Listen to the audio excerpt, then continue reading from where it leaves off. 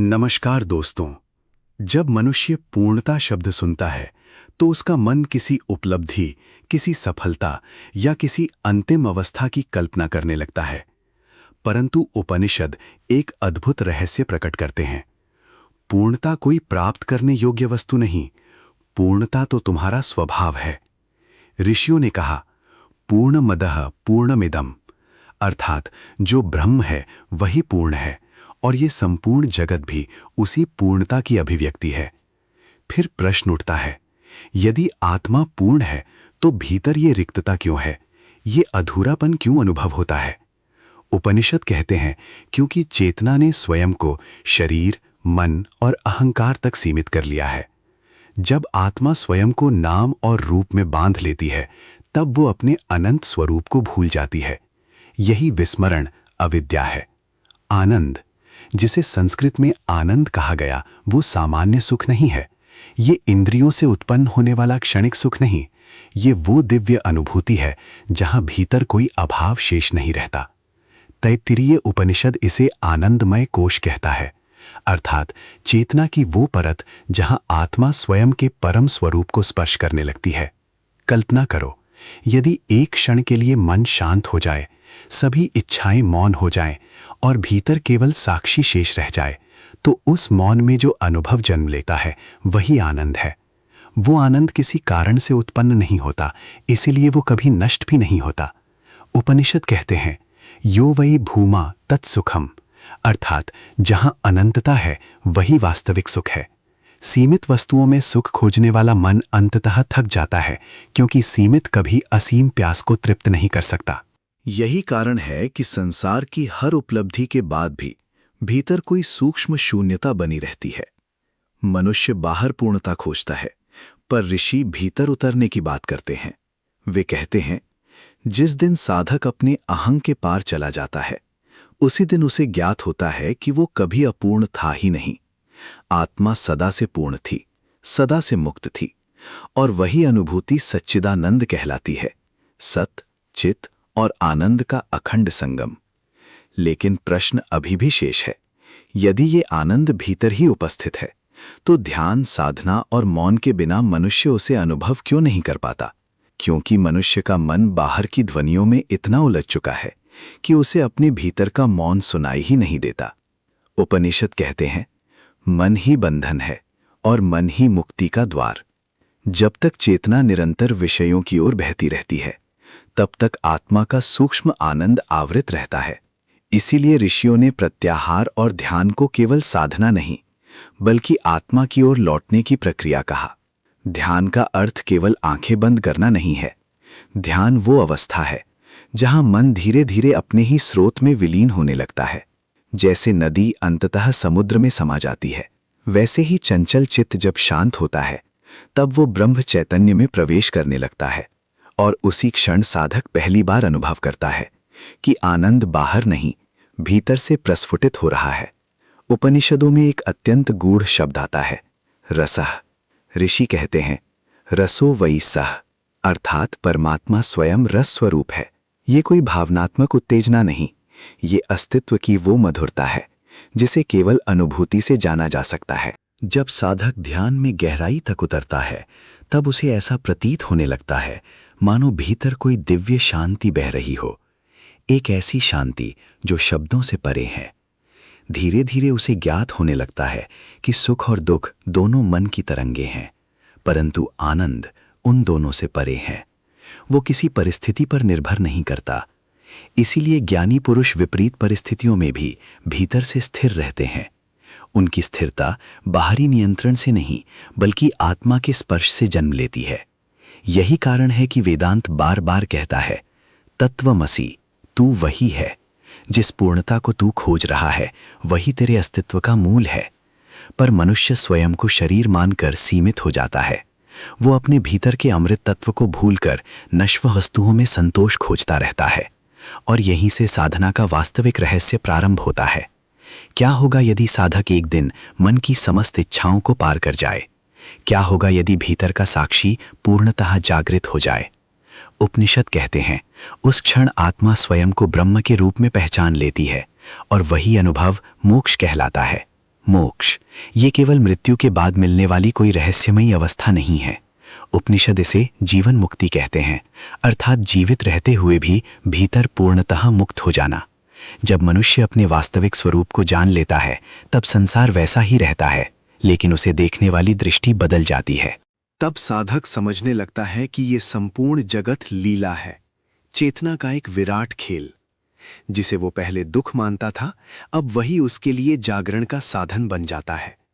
जिसे वो पहले अपना शत्रु समझता था, वही अब उसके भीतर छिपे अहंकार को प्रकट करने वाला दर्पण बन जाता है। और धीरे धीरे उसका मन बाहरी परिस्थितियों से हटकर आत्मस्वरूप में स्थित होने लगता है। उपनिषदों में कहा गया, अयम आत्मा ब्रह्म, ये आत्मा ही ब्रह्म है। परंतु ये वाक्य केवल पढ़ लेने से सत्य प्रकट नहीं होता, इसे अनुभव करना पड़ता है। और यही अनुभव साधना की सबसे गहन यात्रा है। जब साधक ध्यान में गहराई तक उतरता है तो एक क्षण ऐसा आता है जहां विचार रुकने लगते हैं। मन की निरंतर चलती हुई धारा मौन में विलीन होने लगती है। उस मौन में कोई कल्पना नहीं होती, कोई भय नहीं, कोई इच्छा नहीं, केवल शुद्ध चैतन्य शेष रहता है। और उसी चैतन्य में पहली बार वो पूर्णता का स्पर्श करता है। एक ऐसी अनुभूति जहां कुछ पाने की आवश्यकता नहीं रहती, जहां भीतर कोई रिक्तता शेष नहीं रहती, जहां साधक अनुभव करता है कि वो उसी अनंत सत्ता का अंश नहीं बल्कि वही सत्ता है। यही सच्चिदानंद की अवस्था है। सत जो शाश्वत है, चित जो पूर्ण चेतना है, और आनंद जो अनंत शांति और परम तृप्ति का स्रोत है। लेकिन इस अनुभव तक पहुंचने का मार्ग सरल नहीं है। मन बार बार संसार की ओर भागता है, इंद्रियां बार बार विषयों में उलझती हैं, अहंकार बार बार स्वयं को केंद्र में स्थापित करना चाहता है। इसीलिए ऋषियों ने वैराग्य को अनिवार्य बताया। वैराग्य का अर्थ संसार छोड़ना नहीं, बल्कि संसार के मध्य रहकर भी भीतर से असंग हो जाना। और जब ये असंगता धीरे धीरे गहरी होने लगती है, तब साधक के भीतर एक नई दृष्टि जन्म लेती है।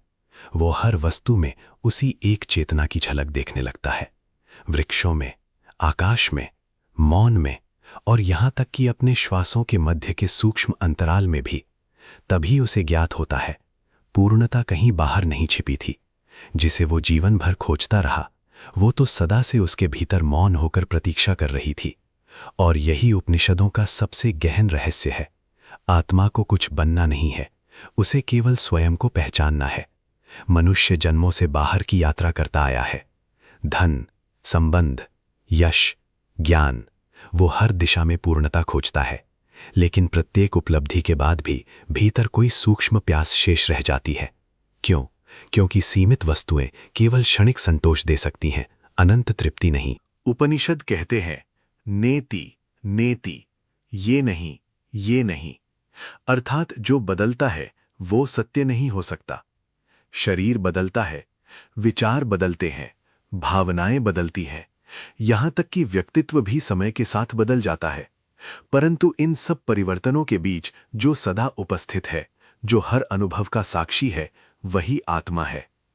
और जब साधक इस साक्षी भाव में स्थिर होने लगता है, तब उसके भीतर एक अद्भुत परिवर्तन प्रारंभ होता है। अब वो संसार को पकड़ने का प्रयास नहीं करता।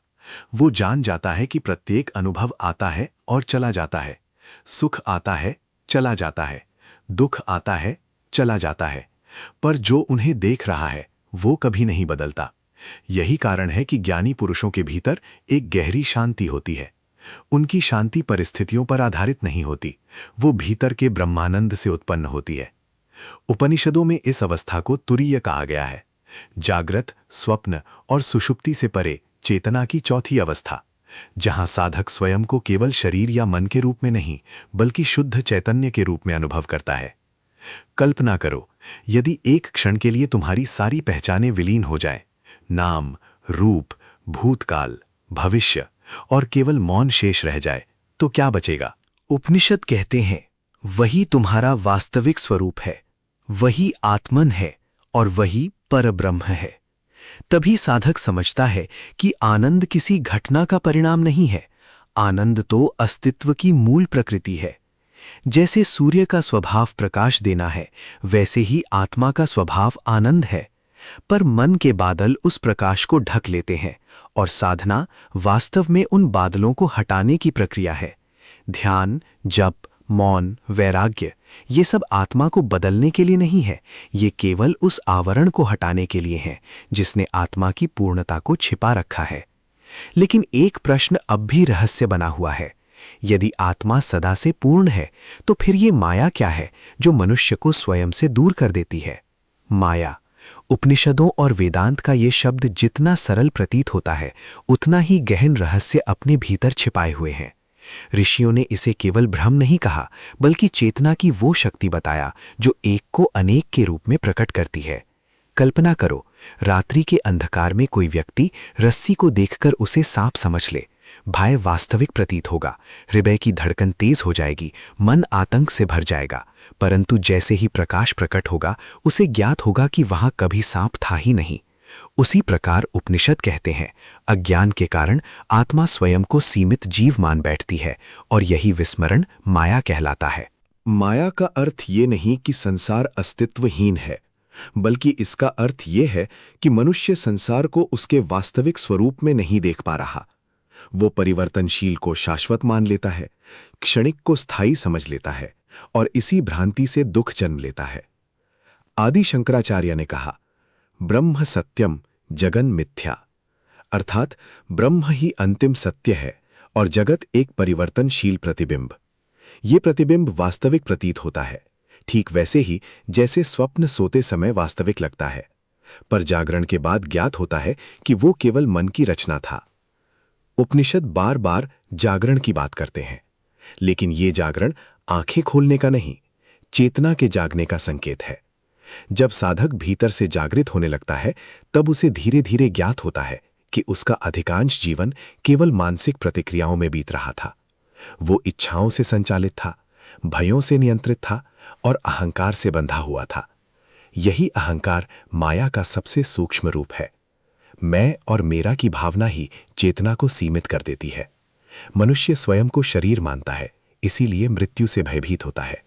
स्वयं को मन मानता है, इसीलिए विचारों से पीड़ित होता है।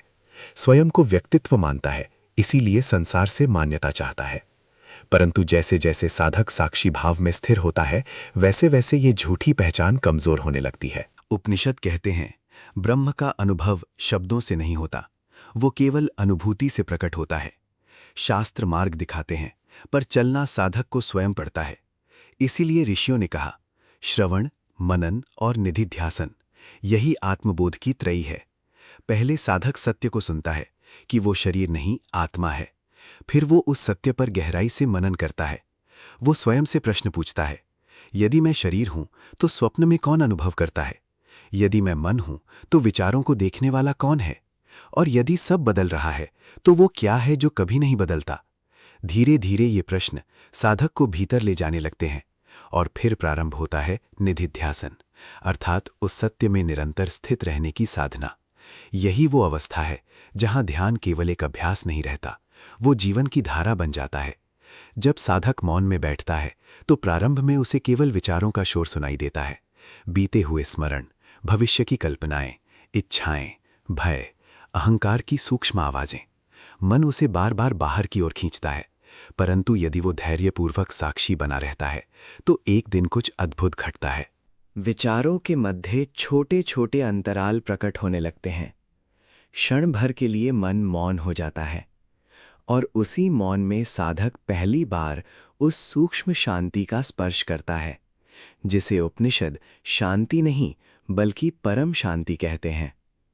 वो अनुभव शब्दों से परे होता है, मानो भीतर कोई अनंत आकाश खुल रहा हो, जहां न समय है, न भय, न मृत्यु, केवल एक अखंड उपस्थिति, एक मौन प्रकाश, एक अव्यक्त आनंद।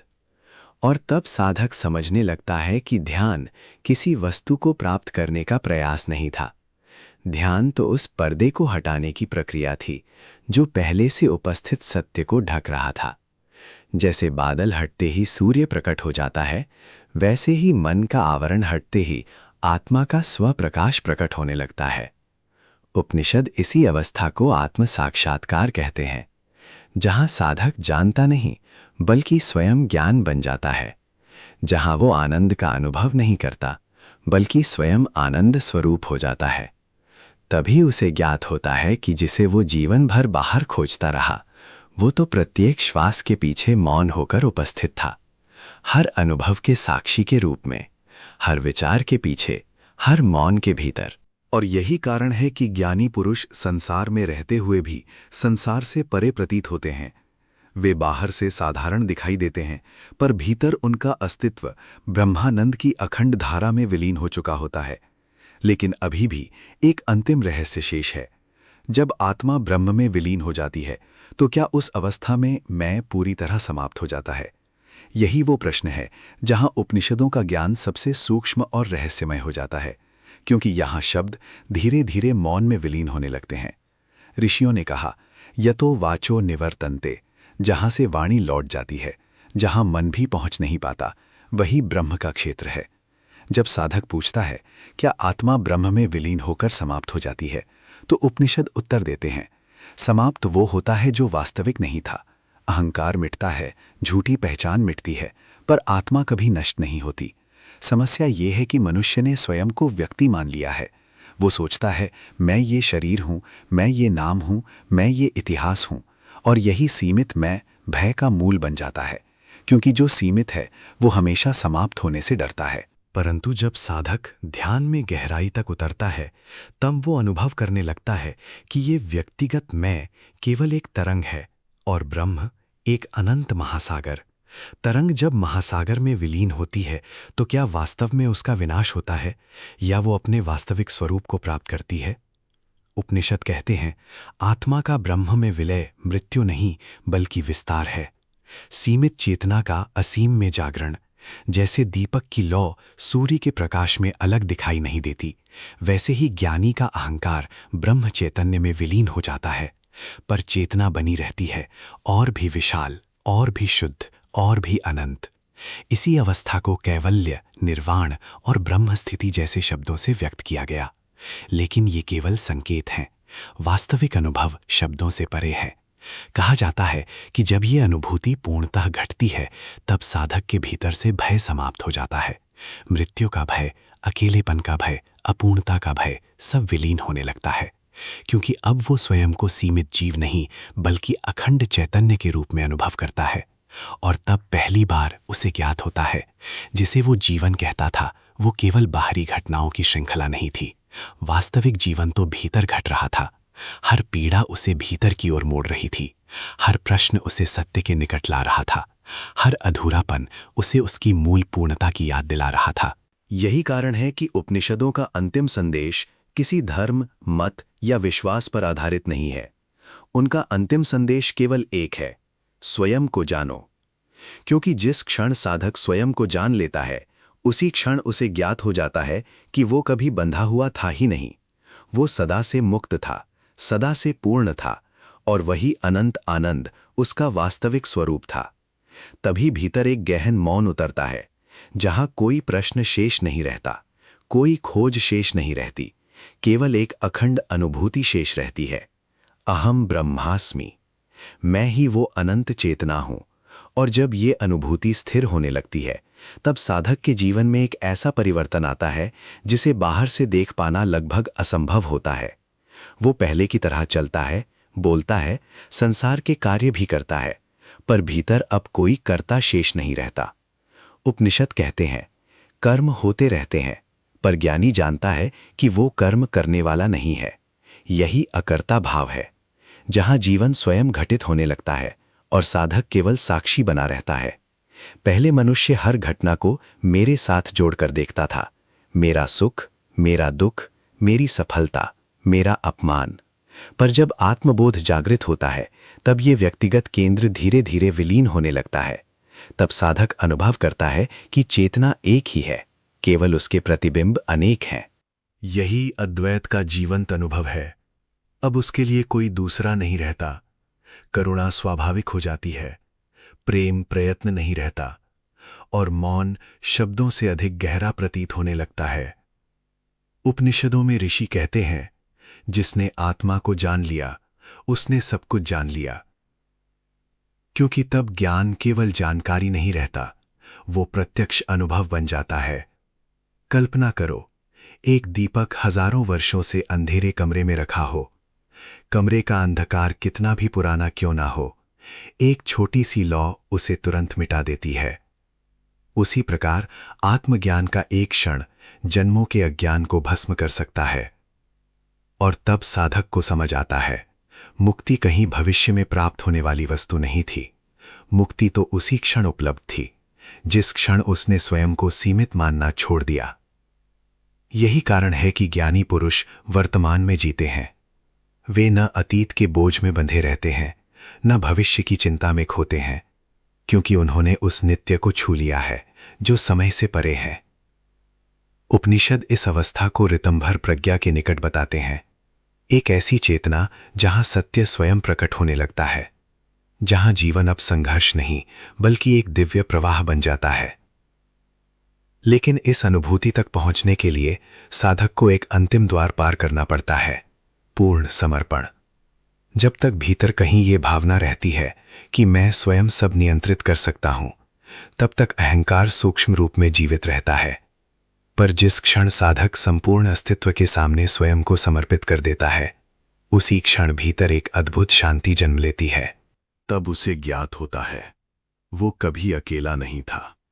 हर श्वास में वही चेतना प्रवाहित हो रही थी, हर धड़कन में वही ब्रह्म स्पंदित हो रहा था।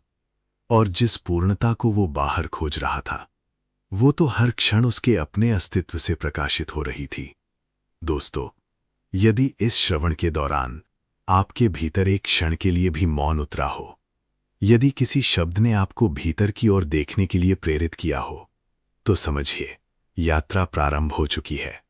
उपनिषद कहते हैं, सत्य कहीं बाहर नहीं छिपा, वो प्रत्येक श्वास के पीछे, प्रत्येक मौन के भीतर उपस्थित है। आत्मा को पूर्ण बनने की आवश्यकता नहीं, उसे केवल स्वयं को पहचानना है। इसी आत्मचिंतन, ध्यान और ब्रह्म विद्या की गहन यात्राओं के लिए इस चैनल के साथ जुड़े रहिए, क्योंकि अगली यात्रा शायद आपको आपके अपने वास्तविक स्वरूप के और भी निकट ले जाए। ओम पूर्णमदः पूर्णमिदं पूर्णात् पूर्णमुदच्यते। ओम शांतिः शांतिः शांतिः। धन्यवाद।